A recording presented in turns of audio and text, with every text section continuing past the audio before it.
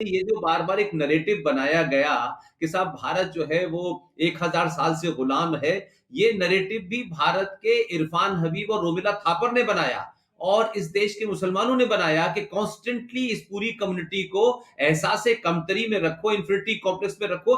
जबकि जबकि ओमेन जी का कहना है कि हम इस तरीके से गुलाम नहीं रहे हैं, कभी भारत में मुगलों का पूरा राज नहीं हुआ है, और जो बहुत सारी लड़ाइयों, खासतौर से जो राजस्थान की बहुत से युद्ध थे, उसके बारे में कुछ नई रोशनी जो है डॉक्टर ओमेन जी बार बार कहते रहे। डॉक्टर साहब, आप जरा सा अपनी बात बताएं।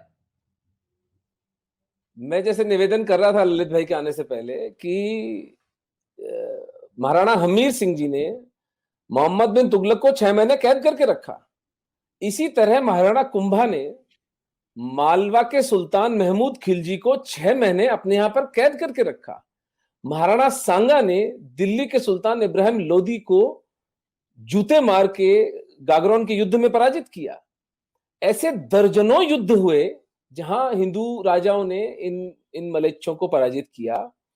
और अगर सबसे प्रामाणिक बात जो कि हमसे बिल्कुल ही छुपा दी गई है, 7वीं शताब्दी में पहला इस्लामिक अटैक भारत पर हुआ मोहम्मद बिन कासिम के द्वारा, जब राजा दाहिर को मारा गया।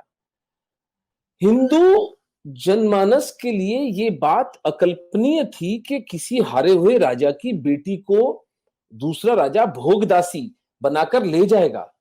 सेक्स स्लेवरी हमारे चित्त में थी नहीं, लेकिन जब लोगों ने देखा होते हुए तो राजा दाहिर का बेटा भागकर महाराणा बाप्पा रावल चित्तौड़ के पास गया और उसने जब उनको कहानी सुनाई तो बाप्पा रावल को तुरंत समझ में आया कि ये जो मलेच्छों का टोला है, ये जो है इससे नॉन नेगोशिएबल है पीस।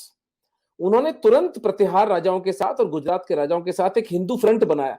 ये मैं 7वीं शताब्दी की बात बता रहा हूं आपको, आज से 1300 साल पहले। जोधपुर के पास अरब सेना का और राजपूतों की, हमारी हिंदू सेना का संघर्ष होता है। अरब खुद अपने एनल्स में लिखते हैं, हमें सर छुपाने की जगह नहीं मिली, वो नरसंहार किया राजपूतों ने हमारा। और महाराणा बाप्पा रावल ईरान तक उसको छोड़कर आए थे, पीटते पीटते मोहम्मद बिन कासिम को। आते वक्त अफगानिस्तान में सलीम नाम का एक राजा बिठा दिया था इन लोगों ने, तो उसको हटा के अपने भतीजे को वो वहां पर राजा बनाकर आए। हर 100 किलोमीटर पर राजपूतों की चौकियां बिठाते आए।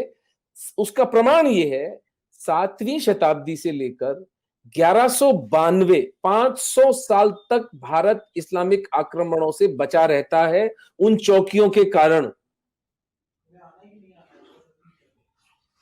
राष्ट्रपिता का हुनर होते, राष्ट्रपिता बाप रावल थे इस देश। तो उस समय में जब कोई संचार माध्यम नहीं था, कुछ नहीं था, 500 साल तक हम सुरक्षित रहे उस महापुरुष की वजह से। और उसके बाद समर सिंह, महाराणा हमीर, महाराणा लाखा, कुंभा, सांगा, प्रताप, करण सिंह और राज सिंह, यानी पूरे हिंदुस्तान का जो राज परिवार है मेवाड़ का, मैं चुनौती देता हूं, पूरे मानव इतिहास में आपको ऐसा उदाहरण नहीं मिलेगा जो 1000 साल तक, 7वीं से लेकर 17वीं शताब्दी तक, महाराणा राज सिंह जी तक 1000 साल तक इस्लाम से खुली चुनौती ली है। जिस परिवार ने, एक परिवार ने, एक सिसोदिया परिवार ने 1000 साल तक, देखिए राजा भिड़ते हैं, जियो पॉलिटिक्स बदलती है, हार जीत तो होती है, युद्ध तो हारता है आदमी, युद्ध जीतता भी है। मैं जो एक पुस्तक लिख रहा हूं, मेवाड़ के महाराणा और उनका इस्लाम से प्रतिरोध, उसका शीर्षक है। तो उसमें मैंने जो एक चैप्टर जो है पूरा इस पर लिखा है कि द लाई कॉल्ड दिल्ली सल्तनत, दिल्ली सल्तनत नाम का झूठ, और मुगल एम्पायर भी झूठ ही था। देखिए एम्पायर जब होता है ना कहीं, तो वो क्या उसके मानक होते हैं, वहां कोई टैक्सेशन हो, वहां पर कोई आर्ट हो, कोई कॉमर्स हो, ट्रेड रूट्स हो, वहां के लोगों के क्या लिटरेचर पे कंट्रीब्यूशन था, आपको मिलता है कोई 150 साल के मुगलों के राज के अंदर? आपको सिवाय इसके कि कभी दक्षिण में रिबेलियन हो रहा था, कभी आसाम के अहोम कर रहे थे, कभी कलिंग में हो रहा था, कभी अफगानिस्तान में हो रहा था, कभी मेवाड़ में हो रहा था, कभी पंजाब में हो रहा था, कभी कश्मीर में हो रहा था, कभी सिंध में हो रहा था। ये सिर्फ इस देश को अन्य अन्य हिंदू राजाओं के साथ मिलकर मैनेज कर रहे थे, जिसको कि मुगल एम्पायर कहा गया। यानी झूठ की भी कोई सीमा होती है। और दिल्ली सल्तनत वॉज अ जोक। मेहरौली से लेकर और यमुना तक का राजा थे, और ये लुटेरे थे, ये कोई क्रिएटिविटी इनकी थी नहीं। मर्सनरीज थे, पैसे के लिए लोगों की हत्याएं करते थे, लोगों को मार डालते थे, स्त्रियों का शोषण इनका धंधा था। और हिंदुओं को ये बात अच्छी तरह समझ में आई, और हम कभी गुलाम नहीं रहे, एक क्षण के लिए हम गुलाम नहीं रहे। क्योंकि यदि अगर हम गुलाम 10 साल के लिए भी एक छत्र राज हो जाता इनका, तो एक भी हिंदू नहीं मिलता सर यहां पर। जो प्रताप की महानता निकल कर आती है वो इस बात से निकल कर आती है कि उन्होंने अपना भाला, अपनी तलवार, अपना बिगुल तब बजाया जब वो नितांत एकाकी रह गए थे। ईडर, आबू, बांसवाड़ा, डूंगरपुर, मालवा, आसपास के सब राज्य अकबर के समर्पण कर चुके थे, एक प्रताप नहीं झुके। आज अगर हम हिंदू हैं तो एक प्रताप के कारण।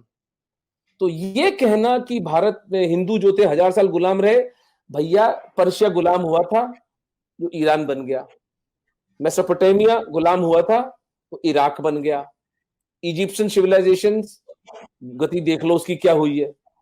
आज 100 करोड़ हिंदू हैं तो इसलिए है क्योंकि हमारे पुरखों ने रक्त रंजित संघर्ष किया, इस माफिया के असली स्वरूप को पहचाना और उसका सशक्त, सबल, सशक्त प्रतिकार किया। ये तो पिछले 70 साल में इन मलेच्छों ने क्या किया कि उसका भी मैं एनालिसिस कर रहा था कि 47 से लेकर 77 तक 5 हमारे जो शिक्षा मंत्री थे वो शांतिदूत थे, जिसमें वो मदरसा छाप आजाद था, फिर वो नूरुल हसन, फिर वो हुमायूं कबीर, फखरुद्दीन अली अहमद, एमसी चागला। तो अब आपको आश्चर्य होता है कि आपके हिस्ट्री से हमीर सिंह और कुंभा का नाम ही गायब है, और प्रताप को एक भगोड़ा कहा जाता है। प्रताप का असली युद्ध हुआ था दिवेर में 1583 में, 7 साल बाद हल्दी घाटी के, जहां उन्होंने 36,000 मुगलों को 3 दिन में काटा था, और पूरा का पूरा मेवाड़ प्रताप ने वापस पुनः ग्रहित कर लिया था दुनिया की सबसे पावरफुल मुगल एम्पायर से, सो कॉल्ड पावरफुल। तो ये सत्य है। अब इसको से निकाल दीजिए कि आप गुलाम रहे थे, हम गुलाम रहे थे, हम कभी गुलाम नहीं रहे। और जब उतनी भयंकर विपरीत परिस्थितियों में हम गुलाम नहीं रहे, तो आज तो हिंदू कहां कहां नहीं पहुंचे हुए हैं। अब केवल इस बात की आवश्यकता है कि हम कनेक्ट करें एक दूसरे के साथ, हम अपने रिसोर्सेस को पूल इन करें, धर्मांश दें, एक दूसरे का सहायक बने। नैरेटिव का वॉर अच्छी तरह संजय दीक्षित सर, पुष्पेंद्र कुलशेष जी, कितने प्यारे प्यारे लोग अपना सर्वस्व दांव पर लगाकर लड़ रहे हैं। अब तो it's a matter of time कि हम इनको पराजित करें। They will not know what hit them. इनका खेल पूरा का पूरा समाप्त हो चुका है। जो दुख हमारी बच्चियों को, जो दुख हमारे कश्मीरी पंडितों को उठाने थे वो उठा चुके। हाथ जोड़कर, सर झुकाकर क्षमा मांग सकता हूं, लेकिन अब यह सिलसिला समाप्त है। अब सनातन धर्म पुनर्जीवित और पुनर्विजयी होकर रहेगा, कोई विकल्प ही नहीं है।